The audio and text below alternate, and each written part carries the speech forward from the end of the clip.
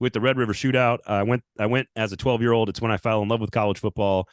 It is just a spectacular display of college football and passion and fans and rivalry and history and fried food. And it's how I learned how to cuss. Literally, I learned how to say bad words by going to a Texas-Oklahoma game in 1994 when I was 12 years old.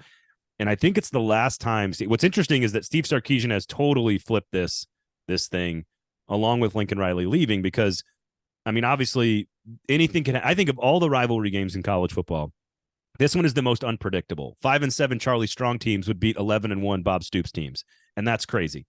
But what's interesting is the second Steve Sarkisian took over, this thing was different. Last year, 49-0 for those that don't remember. And then the year before that was, of course, the crazy overtime game, or not the overtime game, but the crazy like 55-48 game in which Texas way overperformed in his first season. Now he comes in as a 6.5-point favorite. Now he comes in with a win over Alabama. Now he comes in with sort of expectations. And I believe it is the first time that Texas has been ranked in the top 10 entering this game since 2009, which is when Texas played in the national championship game. So that's I'm laying out the context to start this conversation, because here's ultimately my really high level analysis, Stephen, of this game. I have no effing clue what's going to happen. Let's go back to last year's game, because I don't think we can read anything into it. Dillon Gabriel didn't play. Texas won easily. No surprise there. I think it'll be a much different story this time around. I think, to your point, a lot of unknown here about Oklahoma. I think last week against Iowa State, they gave up some big plays to the air. They kind of settled down defensively later on. If you look at Texas this season, much more battle-tested by going on the road and playing Alabama, but Oklahoma has looked improved from last season. They've already won 5 games after winning 6 last year. So I think we're going to learn a lot more about Oklahoma here, because we already know a lot about Texas because they've already played against Alabama. I think some things that I'm watching here, I think last week against Kansas, Texas kind of struggled to score in the red zone. They have 8 field goals. That's tied for the most in the Big 12. I think in a game like this, I think small things could add up. I think line of scrimmage too. I think Texas's offensive line run game is just better than Oklahoma's right now. Oklahoma's kind of searching for its number 1 running back.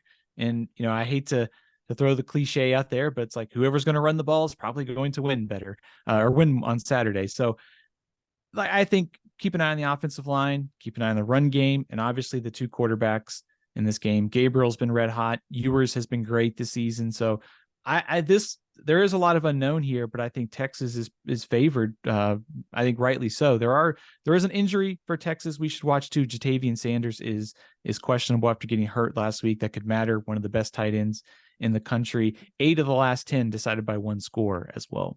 Yeah, this is not a game you should be gambling on at all. It does feel like Texas is the better team across the board. Coaching, talent, quarterback, line of scrimmage. When you can check all those boxes, it's hard to pick against you. But Oklahoma's had some really efficient performances. The offense has had some really efficient performances. I'm curious if you think Oklahoma is more of their showing on the road against Cincinnati. If that team shows up, then I think Texas wins easily. If the team that's been playing very efficient ball at home shows up, I don't know what this is. What I don't know. I don't know what to make of Oklahoma's numbers, if that makes sense. And add the rivalry angle to this as well. That could probably throw a lot of this out the window when you're talking about 2 teams that are going to be amped up, ready for this rivalry game, and some of these weaknesses with the way that's going to go probably doesn't matter a whole lot. I think it's probably going to, first of all, I think it's probably going to be a close game.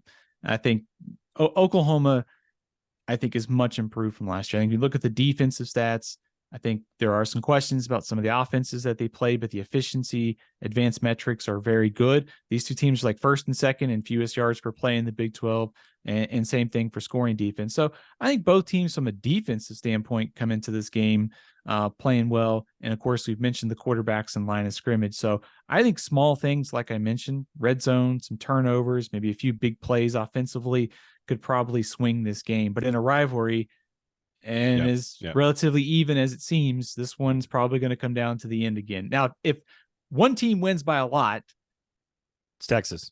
It's probably Texas, and that tells us a lot about where they are this year. I am curious, and there's a bunch of these games we're going to talk about this week that have this element to them. teams that have played in big moments and have played in spotlight games and are comfortable in those situations. Like last year, Oklahoma didn't have a whole lot of those under Brent Venables. This year, they have not played in one of those yet. Texas has played in those. Texas just did it in Tuscaloosa. And I think you mentioned to me, it's about like being comfortable on the platform with the spotlight, with the whole country watching. And because here's the difference in this game and a lot of Red River shootouts. The gravity for both teams is off the charts. The winner of this game has a clear path to the playoff. The loser of this game is going to have a razor thin margin to get back to the playoff, although Texas has a better resume win in the non-conference to do that. We have not seen two top 10 type teams in this game for a long time. So the stakes on both sides are not just knock off my rival. It's, we've got a lot to play for too. And so whichever person plays loose, whichever person is more comfortable in that situation, I think is the team that wins. And right now, I think Texas is more prepared for that type of situation, in my mind. So I'll take the Horns. Hook them. I think it's the first of two meetings between these two teams. Yeah. Also, I think it's not crazy to think that Oklahoma, if they lose this game, runs the table the rest of the year and finishes 11-1. It's possible. Okay.